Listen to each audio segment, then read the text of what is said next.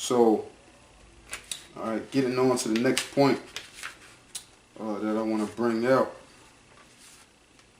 And this is pretty much the the main point of the lesson that I wanted to get into.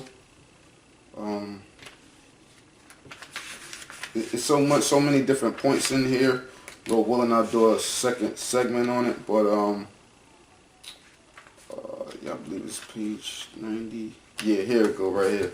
Now, in this point is pretty much get into the Russians. Well, actually, before they were called the Russians, all right, and they were known as the Vanguardian Rush. Okay, so it says these Vanguardian Rush seem to have been a unique blend, unique even among their brother Vikings, combining the traits of pirates, robbers, and meretricious merchants who traded on their own terms, imposed by sword and battle axe. So they impose everything by sword and battle axe. So what does that sound like? But I'm going to read a little further on, because this is the key point right here. It says, when a child is born to them, they place a drawn sword in front of him, and his father says, I have neither gold nor silver, nor wealth which I can bequeath to thee. This is thine inheritance, with it secure prosperity for thyself. So that was what their tradition. When they had their children, they put a sword before them and said, I have neither gold or silver to hand down to you, but this is thine inheritance, the sword. With it secure prosperity for thyself. So what does that go into? You know, Bible basics, man. That goes into what? Esau's blessing of the sword, where it says Genesis 27 and I just start at 38. And Esau said unto his father, hast thou but one blessing, my father? Bless me, even me also, O my father. And Esau lifted up his voice and wept. And Isaac his father answered and said unto him, behold, thy dwelling shall be the fatness of the earth, and of the dew of heaven from above. And by the sword shalt thou live, and serve thy brother. And it shall come to pass, when thou shalt have the dominion, that thou shalt break his yoke from off thy neck. So, you know, Esau broke the yoke from off his neck, you know, during the Renaissance period, which means the rebirth. After Jake was ruling the Dark Ages for 1,000 years, then Esau broke that yoke off his neck, and now what he's ruling until this present time, which we're in the end of the end days, man, you know. But the point was what? And by the sword shalt thou live. And I hit this point again, and I'll read it one more time. When a child is born to them, they place a drawn sword in front of him, and his father says, I have neither gold nor silver nor wealth which I can bequeath to thee. This is thine inheritance, with it secure prosperity for thyself. All right. And another point I want to get into in this next book, this is a book called Who is Esau Edom? You know, now in this book was written by a so-called white man by the name of Charles Wiseman. But he pretty much relays Esau unto just the so-called Jews, the Amalekites.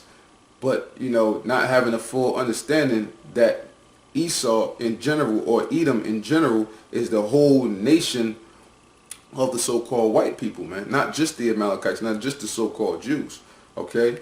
So, I just want to get into this quick point in here, because, you know, a couple of weeks ago, was it last week or a week before, you know, the apostles and elders, you know, during a live stream, they had mentioned that, I believe it was Elder Inop, he had mentioned that, you know, Esau, they're pretty much parasites, man. You know, that's their nature. They have a parasitic nature about them. And what does that go into? That goes into the blessing of the sword. You know, that goes into the blessing of the sword, of them having a parasitic nature. So I want to get into this point here, where it says, to quote the Jew Samuel Roth. So this is a so-called Jew himself saying this, all right? So it says, our major vice of old as of today is parasitism. We are a people of vultures. Salakia. We are a people of vultures living on the labor and the good nature of the rest of the world. Now I'm going to jump down. It says, it seems to be part of the Jew's unwritten code that he should never work. Okay? I cannot find anything of value that Jews have created in their 250-year residence on the American continent. Because what good has the so-called white man done here? Nothing. They've done everything off the blood, sweat, and the tears of the Israelites, man, the blacks, Hispanics, and Native Americans, since they came over into this land, man. Everything has been off of our backs, man.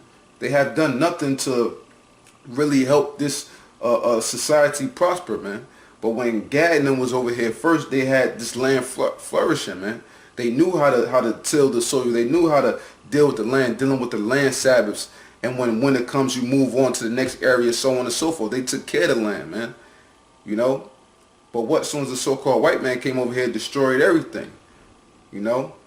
But why is that? Why was the land prospering when just our people were here? When Gad and the other tribes were here mainly? Why? Because we have morals that comes from Yahweh Ba'Shem Yahushua within the law, statutes, and commandments that was passed down to us, man. Okay? So, to get a little further into this point of parasitism before I end this, alright, it says, it takes work and labor to build and maintain a civilization. It is the Jews' fate as bearers of the blood and characteristics of Esau, Edom, to lack the essential attributes needed to create and build a civilization of their own. The Jews are so barren in these qualities of industry and labor that even in an established civilization, they will rarely exercise them. Their inclination is towards occupations of a more parasitic nature, such as lawyers and bankers. Because what? Lawyers and bankers, that's all they are. They're nothing but parasites, man. When you're dealing with banks and things of that nature, they're not actually helping you, but when you put your money into that bank, but they're taking your money, using it to do whatever, and saying that you're building interest on your money when they're building 100 times, 1,000 times interest on the money that you're giving them. And the same thing with lawyers, man, you know?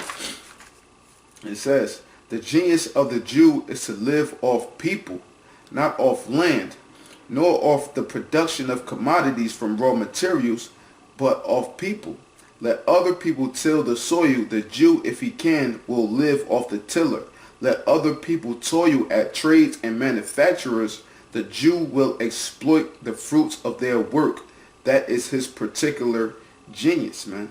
You know, so that pretty much just the point, you know, showing, you know, that blessing of the sword, man. You know, so, you know, pretty much that's all I really wanted to touch on, you know, as far as this lesson. You know, just Bible basics, you know what I'm saying? You know, so just Lord willing through the spirit of Yahweh Ba'Shem Yahushua, this was edifying some brothers out there. So with that, you know, I'd like to give all praises, honor, and glory to Yahweh Ba'Shem Yahushua. Double honors to the apostles and elders of Great Millstone. And Shalom, selectmen out there, doing this work of faith and labor of love and truth, sincerity. Shalom, and death to America.